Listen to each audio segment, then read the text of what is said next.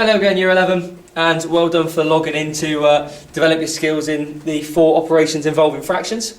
What I usually start with is to pause the video in a second and have an attempt at all 4 questions, because I'm quite sure that there's some of these already that you're probably fairly confident with, and then I will work through them with you, show you the answers, show you how to do it, and then you can have another go on a different set of questions.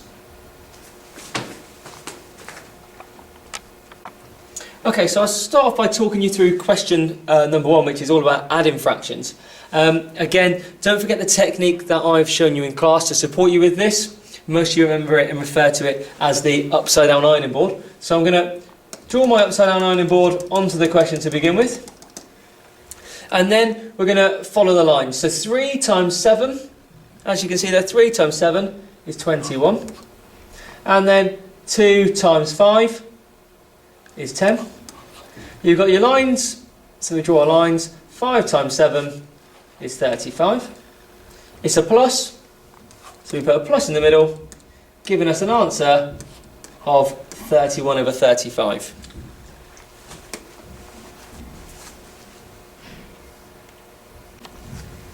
Number 2 is subtracting fractions. Now, quite straightforward, you lot. If you can add fractions, then you can definitely subtract fractions because we use exactly the same method. So again, I'm going to do my upside down ironing board.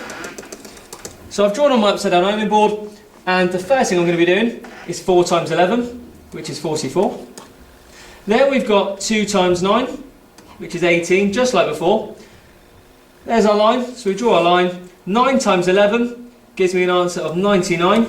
But this time, rather than being plus in the middle, we have a subtract. So I put the subtract sign in there. 44 take away 18 is 26, and that's over 99. Nice and easy. If you learn how to add fractions, you can also subtract them.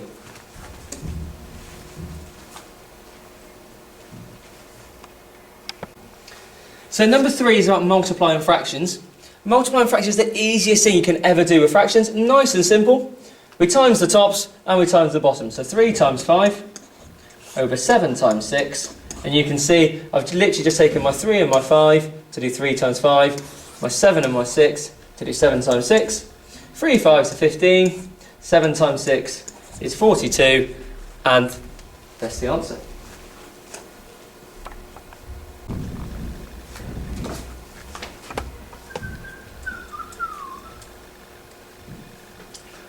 It's a shame when you've got into this really good habit. The final one is dividing fractions, and anyone in my class knows exactly how we divide fractions. We use KFC. KFC is absolutely nothing to do with chicken. Don't forget, K stands for keep, which means we keep the first one. So keep the first one, 6 sevenths. The F stands for flip, so we flip the second one. So 4 fifths becomes 5 over 4. So we kept the first one and we flipped the second one. The C stands for change the sign. So I changed the sign from a divide to a times. And then, quite simply, 6 times 5 is 30. 7 times 4 is 28. So to divide fractions, we keep the first one and we then flip the second one.